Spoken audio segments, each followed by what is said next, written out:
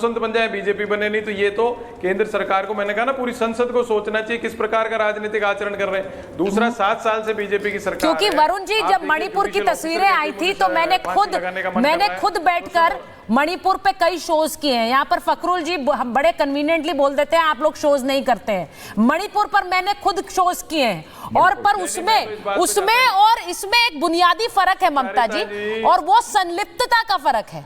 संरक्षण देना और पार्टी की संलिप्तता होना, ये भी देखिए आप, कहीं क्राइम होता है लेकिन पार्टी के खुद के हिस्से उसमें संलिप्त हैं और उस पर आप चुप्पी साधे बैठे हुए हैं। आपके अपने नेता ये इस तरह की जघन्य अपराध कर रहे हैं और आप चुप बैठे हुए हैं। आपको लग रहा है किसी तरह धमकी देकर मामले को रफा दफा कर लेंगे।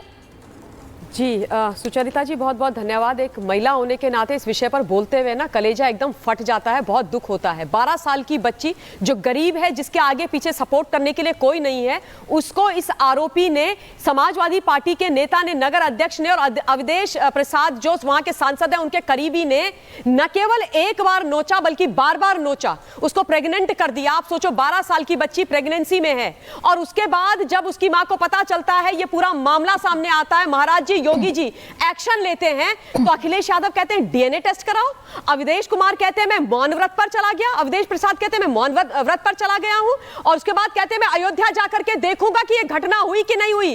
अरे माननीय सांसद, आंख कान नहीं है आपके? पूरा देश देख रहा है, पूरा देश उद्वेलित है। आज पूरे का पूरा अयोध्या दुखी है और सोच रहा है कि आपको चुन के क्यों भेजा संसद में, और आप कह रहे हैं आप अयोध्या जाकर के देखेंगे।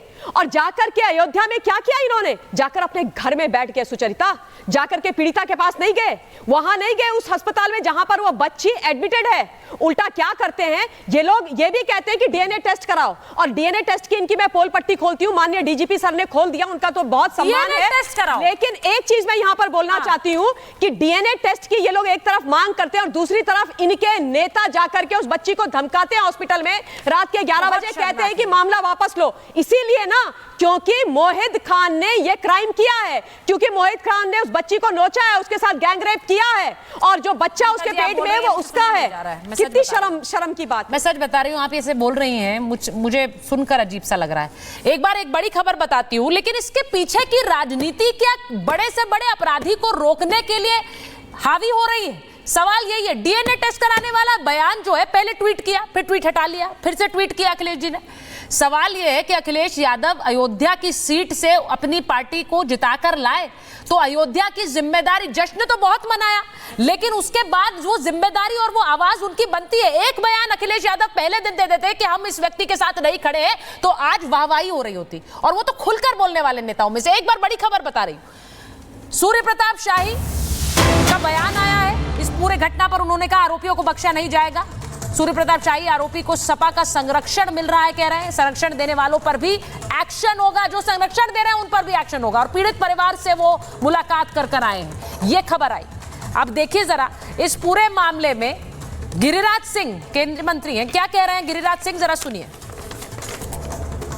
जितनी इसकी निंदा की जाए निकृष्टता का, वो कम होगा, लेकिन अखिलेश यादव जी की जुबान नहीं खुलेगी, अवधेश प्रसाद जी सांसद की जुबान नहीं खुलेगी, राहुल गांधी जी की जुबान नहीं खुलेगी, क्योंकि उसका नाम है मोईद खान। जब खान नाम हो गया तो जुबान नहीं खुलेगी, चाहे कितना ही बड़ा अपराध क्यों न हो जाए।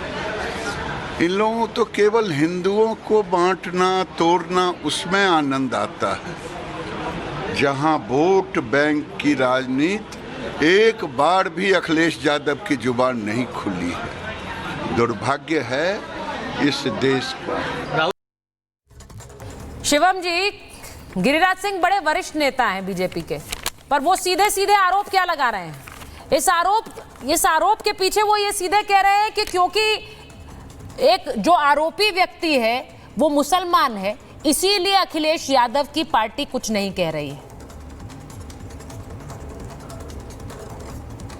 बिल्कुल ठीक कह रहे हैं वो, कोई गलत नहीं कह रहे हैं, इसमें कोई गलत नहीं है। पॉलिटिकली भी और अपने आत्मा के उससे भी बहुत सही कह रहे हैं, और उसका एग्जाम्पल है। आप एक चीज देखिए सुचारिता जी, एक नगर अध्यक्ष गैंग रेपी समाजवादी पार्टी मोहित खान की औकात देखिए कि इस देश में पिछले 48 घंटे से देश का पूरा मीडिया उसको सामाजिक तौर पर लिंच कर रहा है, लेकिन अखिलेश यादव उसको पार्टी से निकालने के लिए तैयार नहीं है। आप औकात समझ रही है उसकी कितनी बड़ी है? वो नाम का नगर अध्यक्ष है, लेकिन उसका और उसके पीछे जो वोट बैंक का डर अखिलेश यादव को है, वो पार्टी से बाहर नहीं निकाल रहे उसको। अब एक और चीज बताइए मुझे, बीच में अभी जो कांग्रेस के प्रवक्ता, कांग्रेस के जो नेता है वरुण जी, उन्होंने कहा कि जनता तो नहीं समझती, नेता समझ जाओ, साथ आना चाहिए। मैंने सुना है कि वरुण जी जो है कांग्रेस के बड़े नेता हैं। अरे इतनी तो शर्म करो कि कम से कम जनता जो कर रही है करे, नेता ट्वीट तो कर दें। इतना तो शर्मा जाओ कि एक 12 साल की बच्ची का बलात्कार हुआ है सामूहिक, और भी कुछ नहीं तो कम से कम ट्विटर पर ही लिख दो, हमें पता है आप हाथरस की तरह अयोध्या नहीं आओगे। अयोध्या की सीमा तो ऐसी हो गई है जैसे लक्ष्मण रेखा हो गई है कि घुसोगे तो उसमें आग लग जाएगी। नहीं सुचारिता जी, अरे कम से कम ट्वीट तो कर दो। अब उसके आगे आइए प्लीज, बीच में नहीं बोलेगा, रुकिए, मेरा रिक्वेस्ट है सुचारिता जी प्लीज, मैं बीच में नहीं बोलूंगा। बोलिए बोलिए। अब एक और मैं क्या बीच में नहीं बोला? मैंने क्या बोला? आपने कैसे रिपीट किया मेरे लिए? नहीं, मैंने क्या बोला जो आपने बोला? बीच में नहीं, मेरे नाम से कैसे बोला गलत चीज? प्लीज आप ही इनको बीच में, ये ऐसी कोई डिबेट, ये कोई राजनीतिक डिबेट नहीं है जो मैं आपसे बहस करूं, मैं बहस नहीं करना चाहता। मेरा नाम लेके गलत 2000 वरुण जी मैं आ रही हूँ, आ रही हूँ वरुण जी, आ रही हूँ, कंप्लीट करने दीजिए उन्हें। राजा जी देखिए बहुत संवेदनशील मामला है, एक एक करके बात करें। राजा जी नहीं है कि आपका नाम लिया जा सकता। नहीं ठीक है, सिर्फ शिवम जी को। वरुण जी मैं आ रही हूँ, फखरुल जी के पास भी जाऊंगी, लेकिन शिवम जी कंप्लीट करिए।